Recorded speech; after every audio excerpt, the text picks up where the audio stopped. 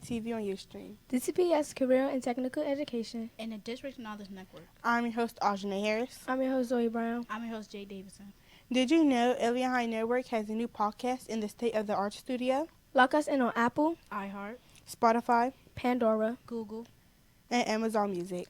Joining us as a guest on the show today is MPD's Chief Robert Contee. Our show topic is Take a Bite Out of Crime. Chief County, thank you for joining us today. Thank you for having me today.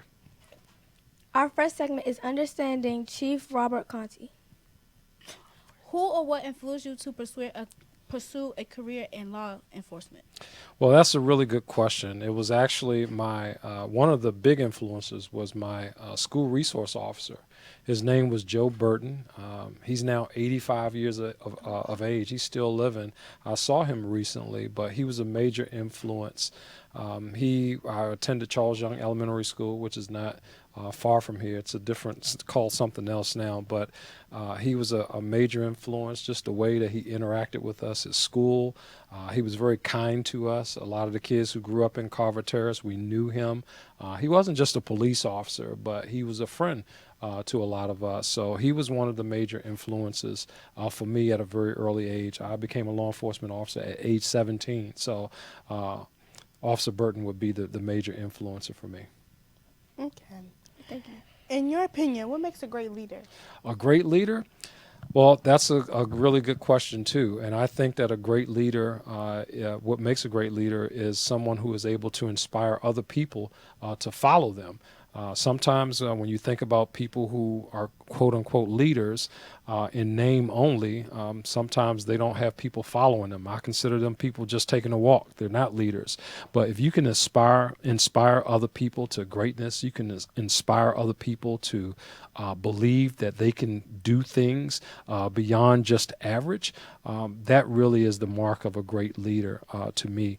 They're very selfless in how they interact with people, and just quite frankly, very giving of their time and energy to make people or help people around them to be better. So for me, that is what makes a great leader. Mm-hmm. Over the years, you have taken on many leadership roles. What lessons have you learned along the way? That you can't do it all by yourself. I've learned that you really need capable, competent, talented people around you. That a lot of times you have to have people in your circle who are really good at things that you are not good at. And that has in large part contributed to me being able to move into the different places that I've been throughout my career. It's been a long career in the police department, but over the past 33 years, over 20 of those years in a management or supervisory or commander role, I've been able to really meet some incredible people that have helped me to be successful in my career. Okay. How do you evaluate success? Outcomes. I look at how people are impacted. I look at the outcomes of whatever we set out to do. And if we're able to be successful at that, at the end of the day, what we thought was going to happen or what we intended to cause as a result of the things that we were doing, when those things happen, that is success in my view. I try to be as close to successful as possible in everything that I do. I believe I have a saying within our agency that excellence is transferable. That means that everything that we do, any and everything that we do it in a spirit of excellence. And that's very important to me because anytime you talk about success, I think the word excellence is in very close proximity to success or akin to success. So we strive to do everything in the spirit of excellence to make sure that we're very successful at everything that we do. We are going to take a quick break, and we'll be right back.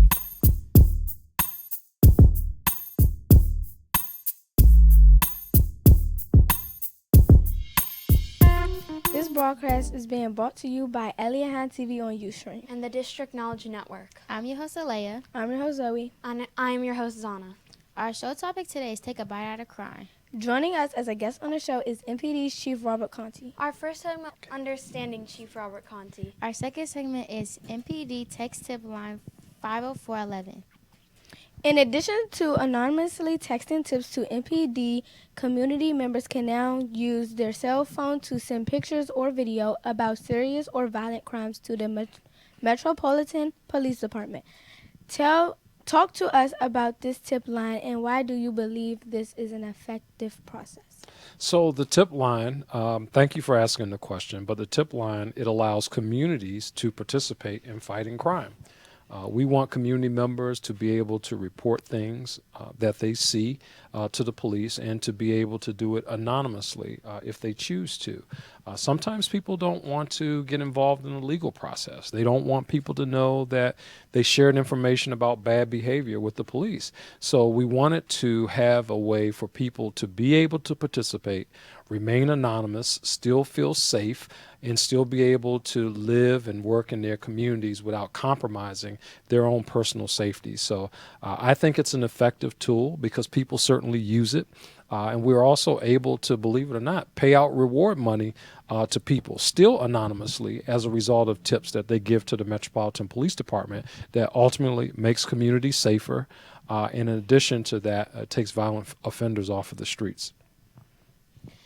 The Metropolitan Police Department rewards programs are designed to encourage individuals to step forward and provide police with information that helps solve crime and bring offenders to justice in the District of Columbia.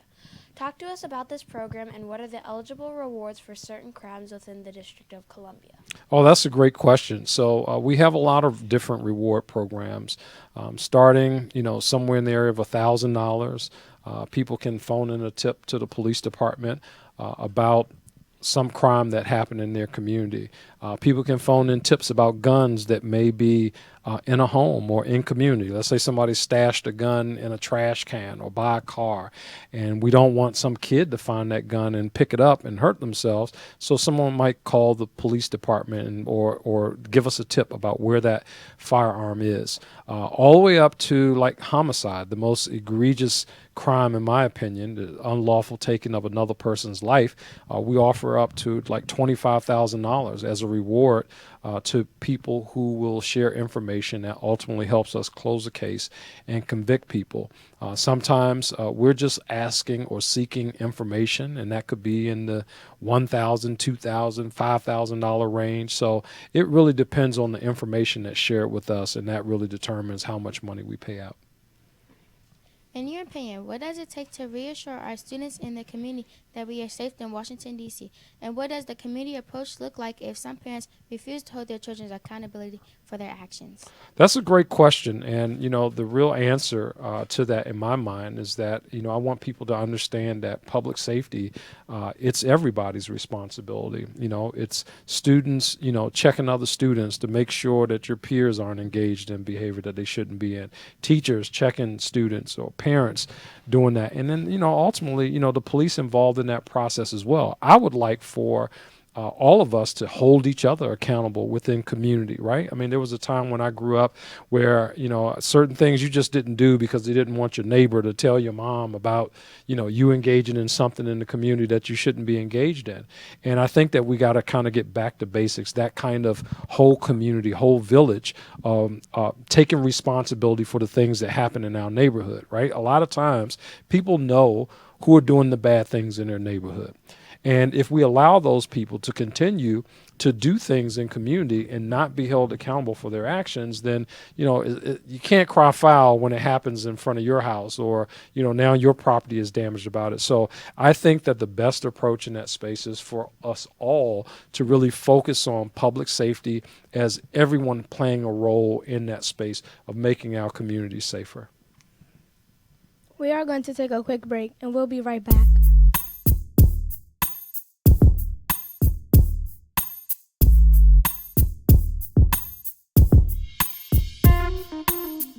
This broadcast has been brought to you by Eliot Hine TV on Ustream, DCPS Career Technical Education. And the District Knowledge Network. I'm your host, Aaron. I'm your host, Jason. I'm your Rao. Our show topic today is Take a Bite Out of Crime. Joining us as a guest on the show is MPD's Chief Robert Contee. Our first segment was Understanding Chief Robert Contee. Our second segment was MPD's text tip line 50411. Our third segment is How to Find Justice Through Peace. Chief Contee, thank you for being a guest on our show. Thank you. What are the greatest problems faced by crime victims, and what are your thoughts on the current criminal codes as it relates to robberies and carjackings? So I think the greatest problems that are faced by crime victims is that it's far too many crimes that happen in our community, quite honestly. I see and I've seen over the course of many years that, how families are impacted when bad things happen, when people lose their lives. A mother loses her son, for example, or her daughter, or somebody's mother or father is robbed. Those things have long-lasting impacts on victims of crime, which is why, I'm so passionate about making sure that we see justice for people who are victimized of crime, but specifically in the space of robberies and carjackings. When you talk about the current criminal codes, I think that our criminal codes need to reflect or our criminal codes need to be such that the penalties for those crimes, that they actually change behavior. And if we have penalties that are in place currently that don't change behavior, then I would argue that we have to look at making adjustments to whatever the penalties are. We want safer communities, and certainly we don't want to see people who commit crimes in our communities, right? We don't want to see that. But in order to do that, we have to make sure that the penalties associated with those things that make our communities less safe, that they're sufficient enough to either deter behavior or hold people accountable and keep them out of our neighborhoods. What advice do you have for the individuals who are afraid to walk outside due to the violence in our community? Well, the advice I would have is that, we have to do better as a community, as a police department, as a criminal justice ecosystem. We have to do better. If any member of our community feels less safe or unsafe, to be able to walk about in community, just to do simple things, go to the store, go to the corner store, or pick up Uber Eats, or to catch a Uber out in front of where they live. We have community members who feel unsafe in that space. We have a lot of work to do.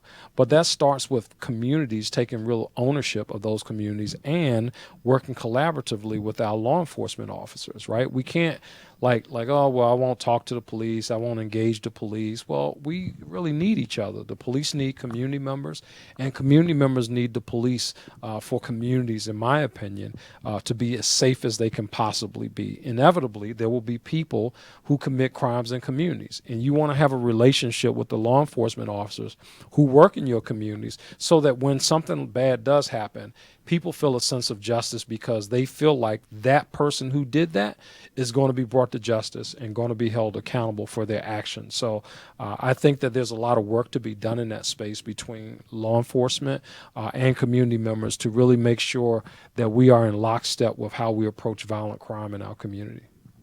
Do you have any final thoughts for the students at Eliot Hine? Yeah, I do. I think my final thought is I'm just so excited to see so many young people actively engaged in, something as fantastic as, doing a live broadcast. I mean, this is really awesome. I don't think we had this capacity when I was in school, but the fact that you guys are really stepping out there, and it may be a little nervous, you may be a little nervous or a little bit uncomfortable, but the fact that you're actually doing it, it tells me that our future is in great hands with all of you, and that you guys are really going to be the ones to change our country, to change our communities. And because of you, we're going to see safer communities. Because of you, we're going to see things that are happening in families. Generations are going to be better because of the changes that you guys make and the things that you do in the path that you choose to go forward. So I'm just so happy that I had the opportunity to sit with you guys today to be interviewed on so many important topics. So thank you for allowing me to talk to you today. Chief Contee, thank you for being a guest on our show. It's my pleasure. This broadcast is being brought to you by Eliot Hine TV on YouTube. Eliot Hine Network 1 on YouTube. And the DCPS Career Technical Education.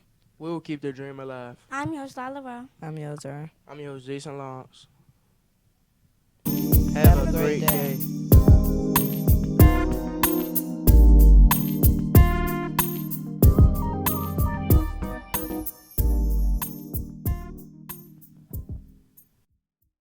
Pretty